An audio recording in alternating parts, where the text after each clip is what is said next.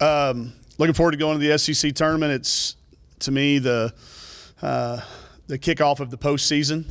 It kind of gets your attention turned to it feels different, you know.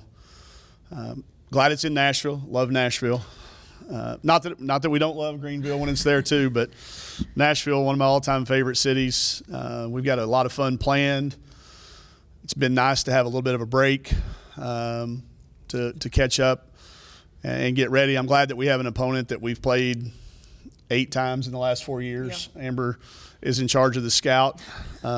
She knows more about him than I do. So, but there's so many fun things about this year. I think this has got to be in the conversation of one of the best years in the history of the women's side of the SEC. There's so many great players. There's been so many great teams. We had the bottom of the league beating the top of the league. We've had 12 teams mentioned at some point in time throughout the year as a possible NCAA tournament team. They're talking about a record number potentially going to the tournament.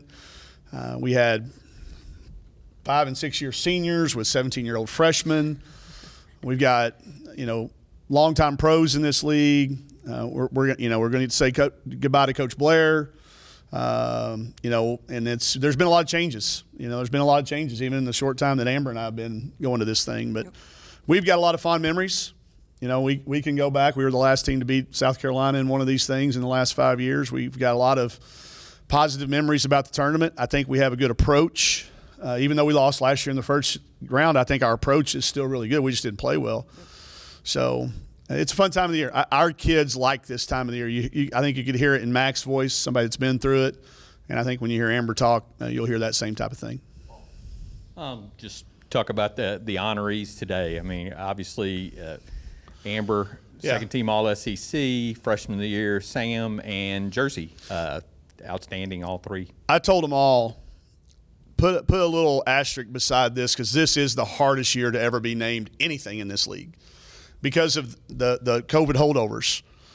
There's a lot of kids on that whatever team that should be playing professionally, So if you got named to a team, it's got a little – and I also think we should have had some honorable mentions or something because there are so many other people that I think deserve recognition.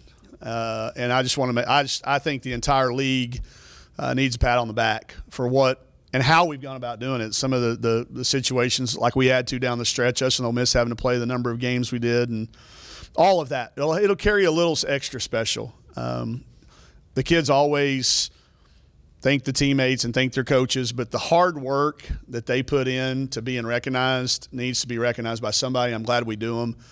But it was really hard this year to have it cut off because there were so many great performers. I'm really happy for Amber because I think she should have been in the last couple years.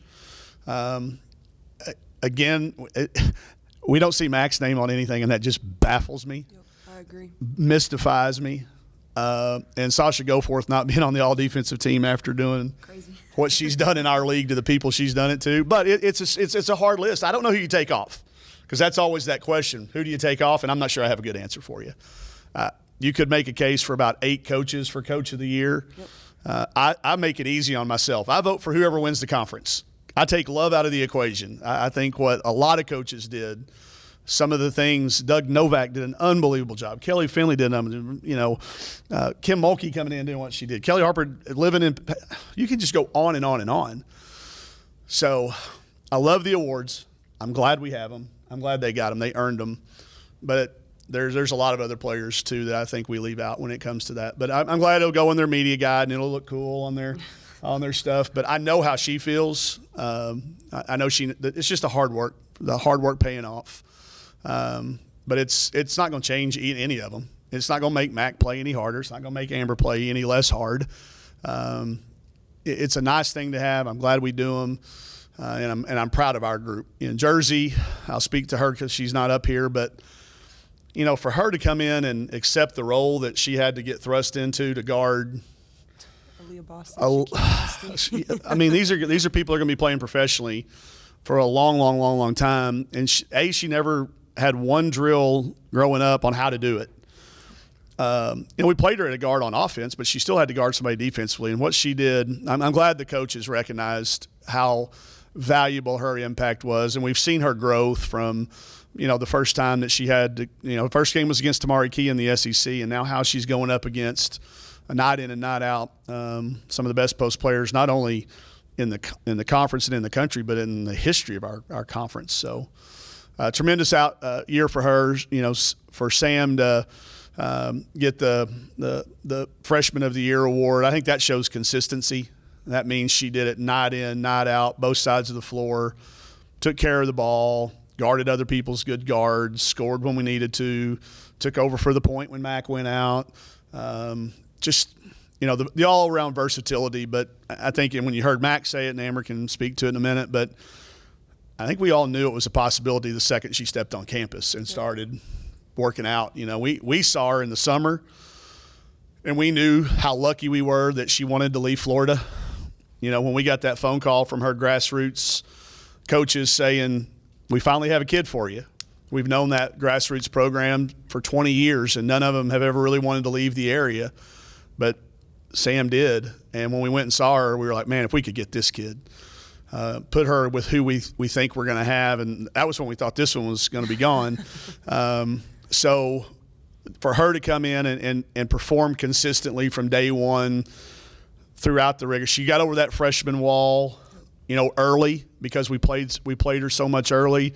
And then the way she played, she had an all-conference last 8 to 10 games. So really happy for all three of them, and, with Amber sitting beside me, what she's done coming back under the circumstances. If y'all had been in the office when I told her what it was going to be like, y'all would probably run for the hills.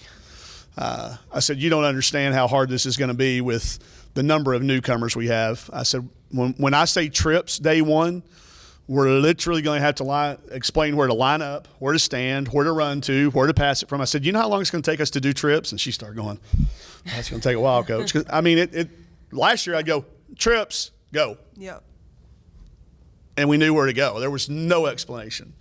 So I said, well, Amber, if you think the first drill is going to take that long, what's going to happen when we have our first 3-game losing streak? What's going to happen when we have our first, this, that, and the other? I said, you're going to have to go beyond being a leader. You're going to have to be a mentor. And that's too much to ask of a college kid. That you're not supposed to be a mentor until you're grown up. So if you come back, because you're going to be the only person in the upper class. It's going to be you. There's not going to be these committees. We didn't have a card council this year.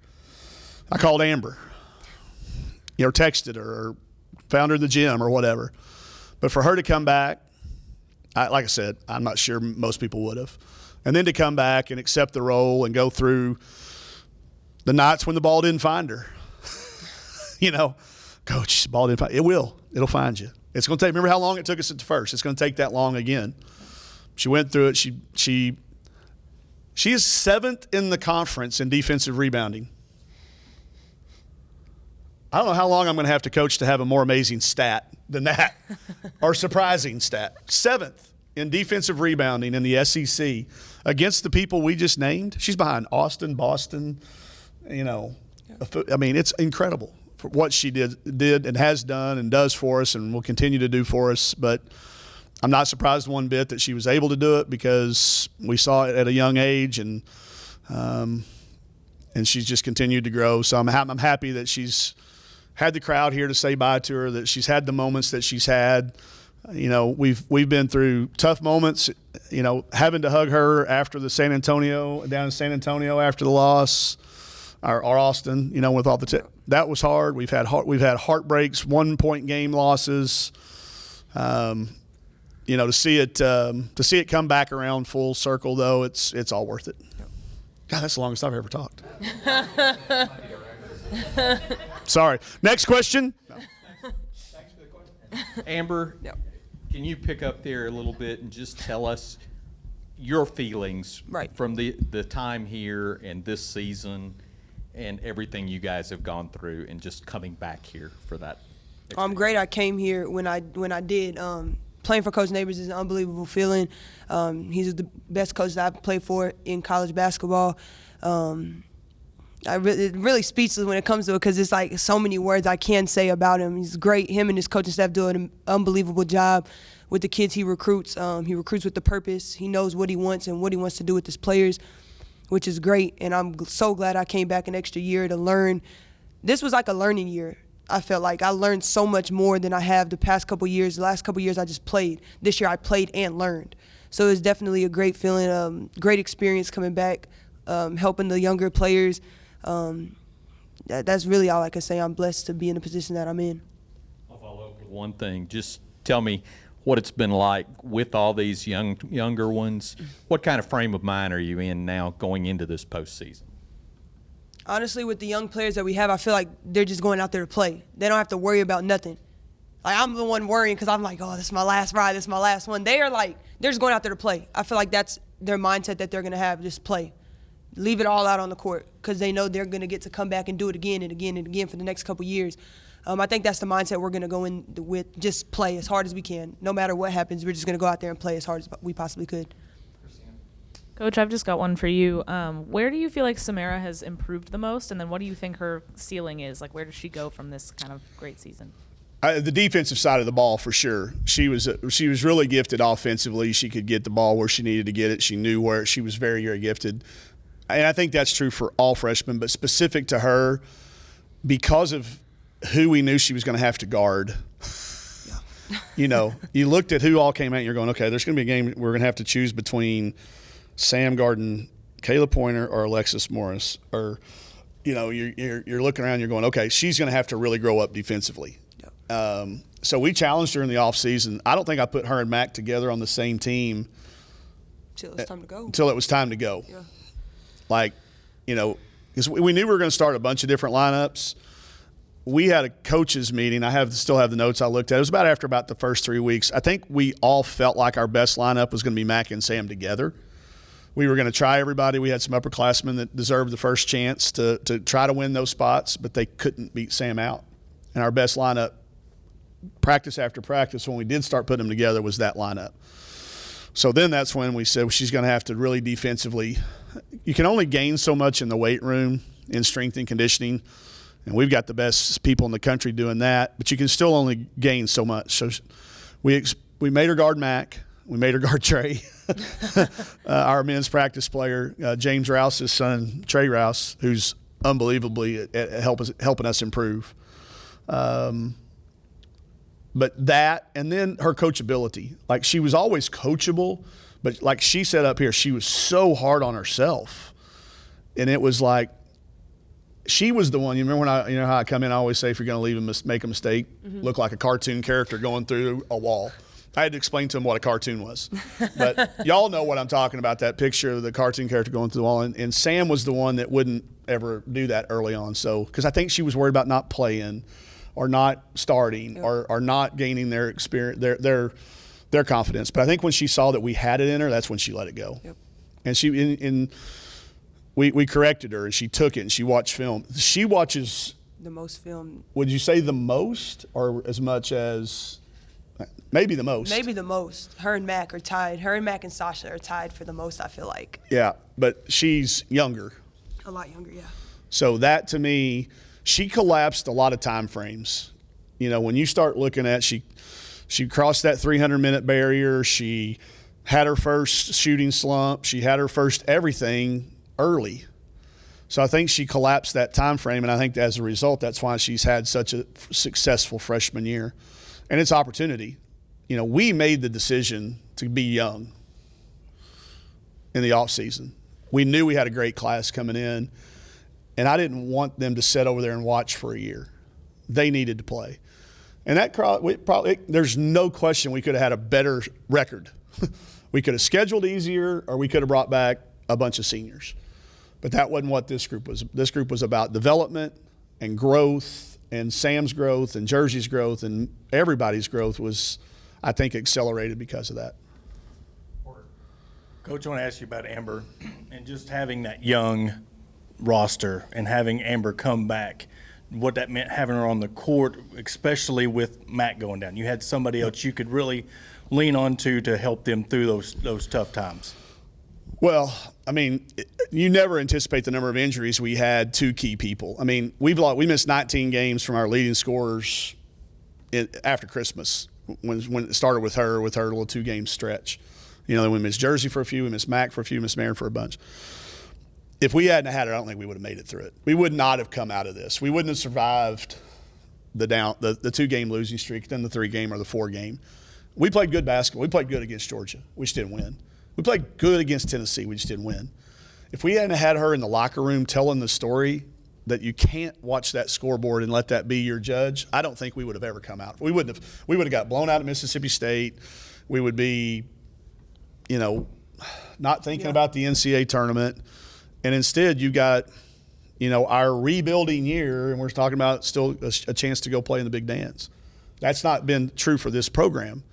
It's been go to the dance and then go to 12th or 13th or 14th in the league, then come back up to the middle and maybe have a 3rd or 4th, and then go back down to 12th or 13th and 4th. That's not what this group allowed to happen.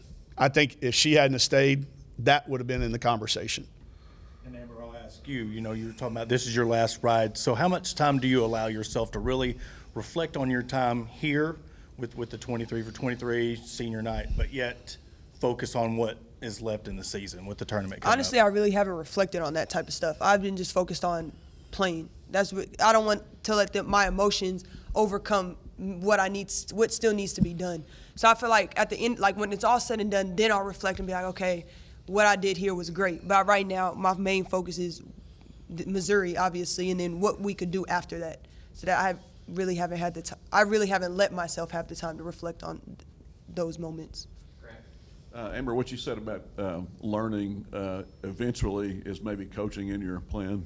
Definitely. Yeah, definitely I want to be a coach. Hopefully my body allows me to play a couple more years professionally and then come back and coach wherever I can, hopefully with Coach Neighbors.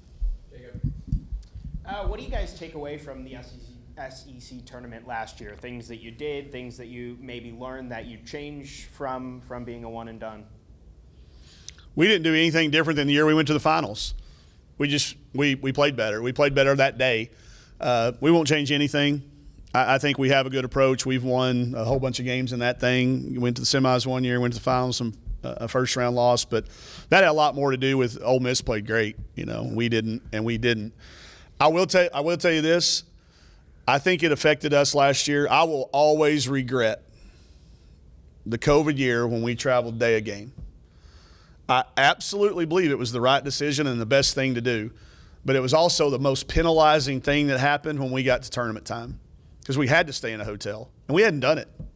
At all. None of our freshmen had done it. And we hadn't done it, and we got down there and we're stuck in this hotel, and we were going crazy. We were literally going crazy in Austin. You know, we couldn't leave our floor. You know, I haven't been to jail yet, so I don't know what it feels like. But that's as close. That's what, like, from what I see on TV. I say yet because the time's coming. I know. I can't control my emotions sometimes. So somebody will do something to one of these guys one time, and I'm not afraid to go. I'm just saying I hadn't done it yet. But I think that so we're going to do something way different. We got a tailgate party set up that's going to be so much fun in Nashville. These guys don't even know about it, but it's going to be a lot of fun. We're taking them to Dave & Buster's tonight when we get to town. I'm going to kick their butt in every video game from the 80s that they've never seen before, and they'll kick my butt in all the new ones that I've never seen before. But we missed a full year and a half of fun. So we're going to have fun. And if it means we lose in the first round, I'm okay. We're going to have some fun. We're going to have fun in Nashville. It's a fun city. We're not going to be staying in that hotel for very long. We're going to be doing stuff. We're going to be enjoying the people that are going down with us. And I think what we learned is that if you don't have fun doing it, the outcome's irrelevant, win or lose. Amber, for your teammates, for a lot of them, it's going to be their first postseason game. What advice do you give them going from regular season to the playoffs? Honestly, just to continue what they're doing. They've been doing a great job this whole year. We battled adversity from losing streaks to people being injured to playing new roles that they haven't played before, and we've all done a great job. And that's going to be my message to them is continue doing what we're doing. Don't let the SEC tournament be like a different stage. Obviously, it's a different stage, but don't let that get overwhelming. We play Missouri, just act like it's another game against Missouri, and just go out there and play it like we have been the last couple games. All right, Amber, last question about the playoffs, I swear, or postseason. But kind of danced around it a little bit, but specifically, what does this postseason mean to you? I feel like this postseason means a little bit more to me just because, like, last year and the last couple years, we've had so many seniors, and a lot of it hasn't been on me. I feel like I put on myself just because, like, I'm old, like the oldest one on the team. I've been through a lot of things. I'm like, I've been here before. I'm gonna put whatever happens, I'm gonna put on me just because I've been in those situations, and I want to be the one to put my team on my back. I want to lead this team, whatever I could do, just to win. So I think it means just a little bit more, but we're just gonna go out there and continue to fight. She's already won more SEC games than anybody in history. She's already won more SEC tournament games than anybody in history. Any Razorback, go look it up. She's been to the finals. I mean, she's done it. We've won 32 or 4, I think 34 games. What did we win? 6 and 9 and 6 and 7. Y'all do the math. That's more than any 4-year stretch ever that she's been a part of it. So her legacy is set. Mario's doing this. We had a 10 and a 9, that's 19. We had a 6, that's 25. And a 7 is 32. We had 7 this year. I think the highest other than that is 28. I think if you go back and you look, I think Tom Collin had a year where there was 4 years in a row where there was 28. I think Coach Blair had one where there was 26. Okay? So there's not been a player, not been a Razorback that's been a part of more wins than this one. So her legacy is cemented. And all she can do is add a chapter to it. If we end up in a third straight NCAA tournament, and I know y'all are going to say we didn't go in 20, but we went. Y'all might not have gone with us, but we went. And it happened. We did everything we were supposed to do to be in that thing, and we were going. And then last year, it was I can't say the word or I might go to jail. It was a different form of the tournament than what any of us have ever experienced. We didn't get to host. We earned the host. We earned a 4 seed, and for every other year in history, we would have got to have played in Bud Walton Arena. So for everybody that always goes back and goes, well, y'all lost your 4-13 game. It wasn't the 4-13 game. That was the seeding, but it wasn't on our home floor. It would have been. You telling me Bud Walton Arena wouldn't have been different? Facts. So for what her legacy set, and whatever she does for the rest of the way at the SEC tournament or the NCAA tournament or whatever we're doing, we're in the postseason. We know that for sure. Whatever we're doing for her legacy is set, cemented. I already made the announcement. Her jersey's going to hang in my game room. I don't know if it'll ever hang in here, but it'll be in my game room, which may be more important. But she's set. Want to ask you about Michaela, as you kind of sat beside her as she watched on the bench while she was recovering, your point of view watching Michaela recover and how much you could tell she wanted to be out there with her teammates. Well, I'm so much I like her on the floor better than sitting beside me. She is a pain in your ass sitting beside you. It is not any fun having her there. And it's certainly not any fun playing without her. Right. She could have probably gone out on the floor at Florida. She warmed up. We made it was literally a tip-off decision. And I just asked her, I said, to me, you don't look like Mac. And she goes, I don't feel like Mac. So we didn't play her. The next game she felt better. It's progressing. It's hard to watch, though. Like, she went by a kid the other day at Mississippi State, and before I would have been going, that's 2 or 3. And instead I'm like, I hope she makes it. So I want to get back to where we've got that, and she's got it.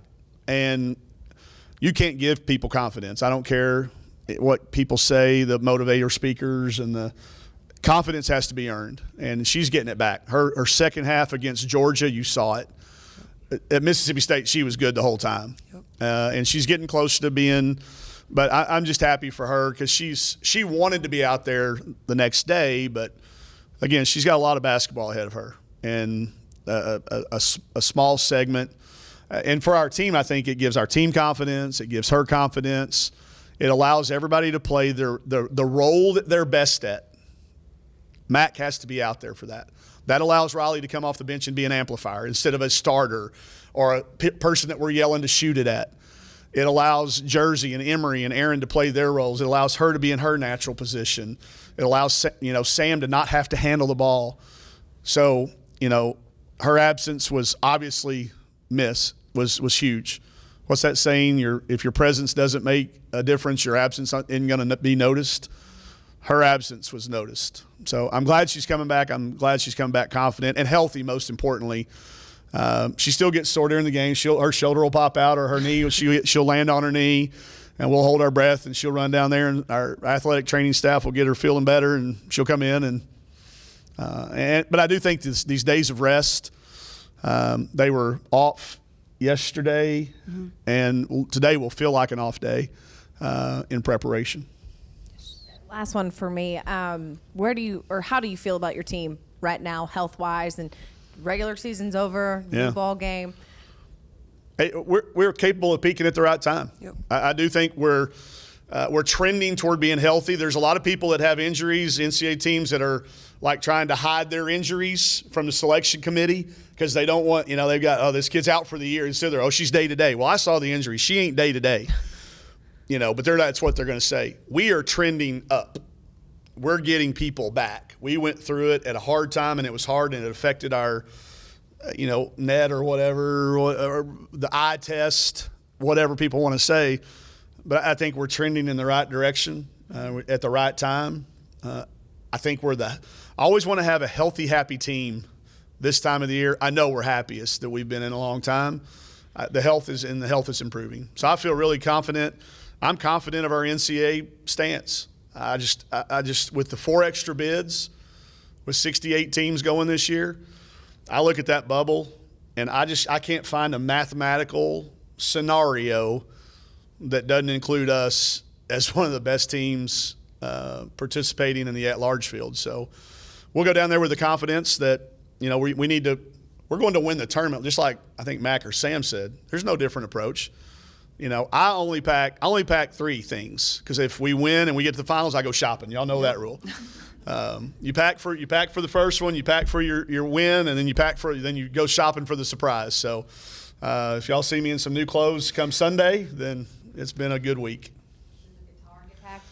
We have multiple guitars packed. Nice. The SEC sent us a guitar that has the SEC logo, so I'm taking it to get it autographed for all the coaches to give to Coach Blair. It's not a secret, obviously, or I wouldn't have told you. And then part of our tailgate party includes performance by some country music stars that y'all will have heard of that I'm not going to tell you who they are, no matter how hard you try to tell me. And I'm going to get a chance to play with some of them. So I'm taking my guitar, and we're going to have a little tailgate party at an undisclosed site so that not anybody can crash it. But there will be multiple guitars. Even one. Mario's the best guitarist in the room. So, yeah, Mario can go. Mario's really good. Mario can wail. Mario can wail. So we may not let him get up there because he kind of embarrasses everybody. So he should have held back a little bit. But, no, the guitars are definitely being packed. Boots are packed. We will be on Broadway. Again, like you can't go to Nashville and not let these kids experience the experience.